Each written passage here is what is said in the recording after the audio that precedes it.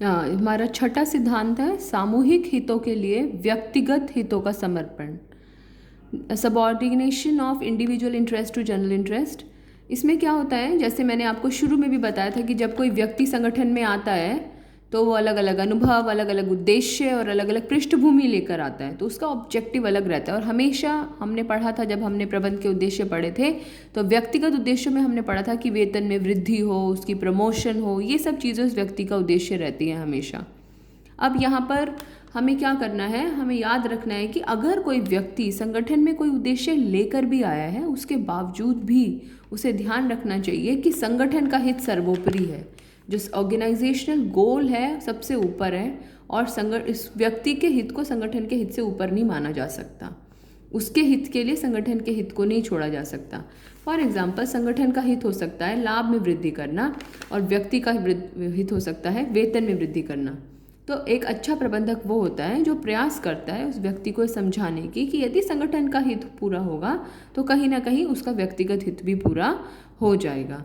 तो सामूहिक हितों के लिए व्यक्तिगत हितों का समर्पण का मतलब है कि हमें अपना अकेला झंडा लेकर नहीं चलना है, हमें संगठन के हितों के बारे में सोचना है और संगठन के हितों को पहले पूरा करने का प्रयास करना है।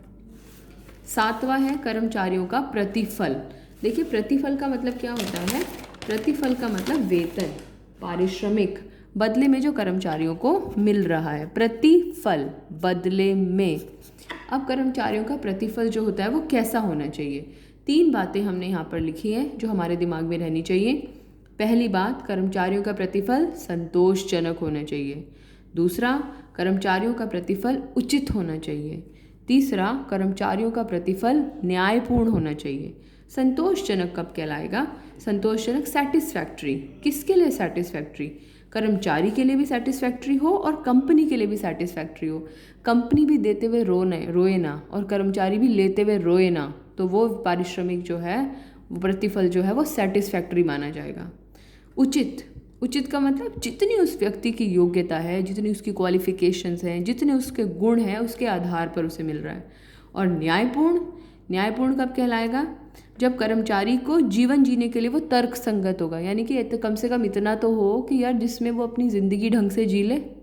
तो इसलिए कर्मचारी के जीवन के लिए तर्क संगत हो। और अब उसके कोई बोले भाई मेरा तो जीवन 2 करोड़ रुपये महीने में चलता है, तो कंपनी बोलेगी भाई हमारे बस की तो है नहीं तुम्हें 2 करोड़ रुपये पर महीना देने की। तो कंपनी की भुगतान क्षमता के अंदर भी होना चाहिए। तो 3 चीज़ें होनी चाहिए कर्मचारियों के प्रतिफल में। पहला, संतोषजनक, दोनों के लिए, कोई भी ना रोए। उचित, व्यक्ति की योग्यता के अनुरूप। न्यायपूर्ण, कर्मचारी के लिए कब न्यायपूर्ण होगा, जब जीवन जीने के लायक होगा उसका। और कंपनी के लिए कब न्यायपूर्ण होगा, जब कंपनी की भुगतान क्षमता के अंदर वो चीज़ें आएंगी। इस वीडियो को पॉज करके ये मेन पॉइंट्स नोट कर लीजिएगा। नेक्स्ट बात करते हैं, 8वां सिद्धांत हम डिस्कस करेंगे, केंद्रीकरण और विकेंद्रीकरण, सेंट्रलाइजेशन एंड डिसेंट्रलाइजेशन। केंद्रीकरण, विकेंद्रीकरण, इस सिद्धांत के बारे में हेनरी फ्योल ने कुछ ज़्यादा क्लियर नहीं करा है। जैसे हमने अधिकार और उत्तरदायित्व जब हमने टॉपिक शुरू किया तो हमने यहाँ पर डिस्कस किया, तो ऐसे ही यहाँ पर है, हमें पहले समझना होगा कि केंद्रीकरण क्या होता है और विकेंद्रीकरण क्या होता है।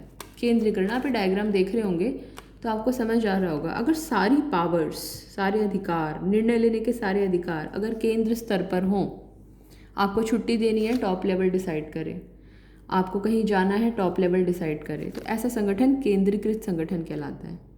विकेंद्रीकरण क्या होता है, केंद्र स्तर पर कुछ अधिकारों को छोड़कर, कुछ अधिकारों तो छोड़ने पड़ेंगे, भाई संगठन का लक्ष्य क्या हो ये हम कर्मचारी से नहीं डिसाइड करवा सकते। तो केंद्र स्तर पर कुछ अधिकारों को छोड़कर शेष सभी अधिकारों को संगठन के निचले स्तरों तक पहुंचाना विकेंद्रीकरण कहलाता है। अब ये जो है ये प्रबंधकों की मर्जी है, क्योंकि केंद्रीकरण के अपने फायदे हैं, विकेंद्रीकरण के अपने फायदे हैं।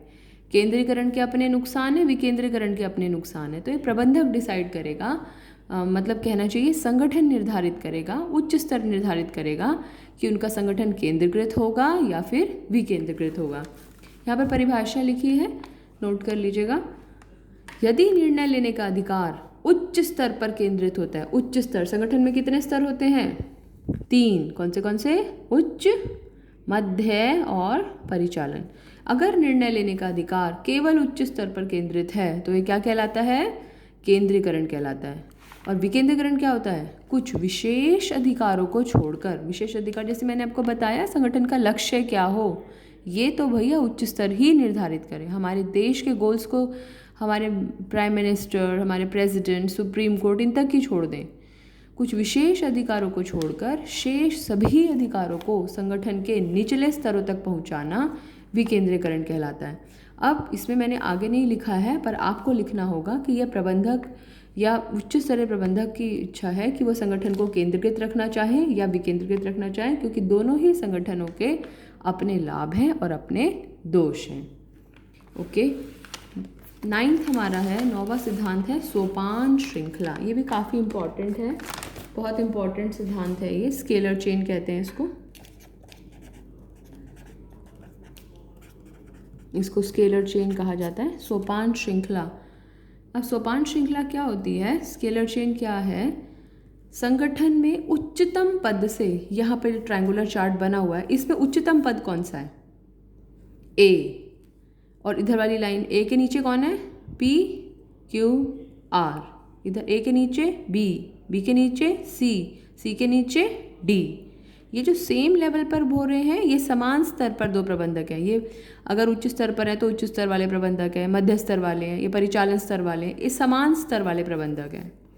तो संगठन में उच्चतम पद से निम्नतम पद के अधिकारियों की क्रमबद्ध श्रृंखला को सोपान श्रृंखला कहते हैं, ऊपर से नीचे की ओर। क्या है सोपान श्रृंखला? देखिए, एक तो चेन है ए से पी, पी से क्यू, क्यू से आर। आर को कौन आदेश देगा?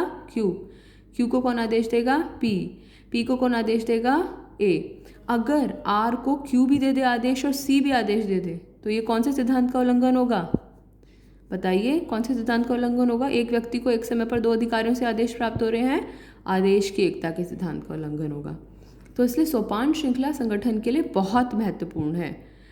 इसमें क्या होगा? जितने भी सूचनाओं का प्रवाह होगा, जो भी इंफॉर्मेशंस फ्लो करेंगी, वो इसी इसमें फ्लो करेंगी।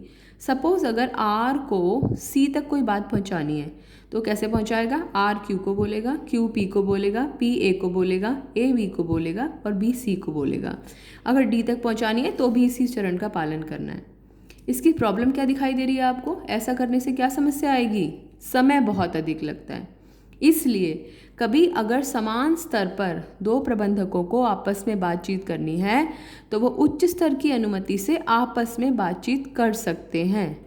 इस आपसी बातचीत को समतल संपर्क, मैं बाहर लिख रही हूँ, वहाँ थोड़ी जगह कम है, समतल संपर्क के नाम से जाना जाता है। किस नाम से जाना जाता है? समतल संपर्क। और इंग्लिश में इसे कहते हैं गैंग प्लैंग। इसके फ़ायदे या नुकसान मैं आपसे नेक्स्ट वीडियो में डिस्कस करूँगी, अभी इतना नोट कर लीजिएगा।